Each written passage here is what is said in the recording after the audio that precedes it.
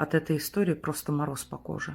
Итак, я осталась одна ночью с котом дома. Мне было лет 16. Решила часа в 2 ночи пойти душ принять. Заперлась в ванной с котом. Моюсь и слышу, что в дверь в ванную кто-то 3 раза постучал. Это звук был не сверху, не снаружи, а именно по двери.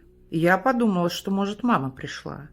И так дала мне понять, что она уже дома. Но когда я вышла из ванной, то дома никого не было. И когда я поняла, что никого нет, меня как холодной водой окатили. Было очень страшно. Жутко, конечно. Аналогично было и в другом доме. Только тогда был день, и дома были родители. Тоже был стук в ванную. И тоже 3 раза. На мой вопрос, стучался ли кто-то, мне сказали, что они все на кухне сидели.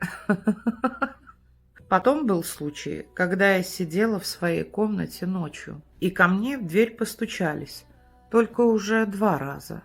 Такое было всего 3 раза. И с периодичностью 1-2 года. Что-то им от вас надо. Обратите уже внимание, просто спросите.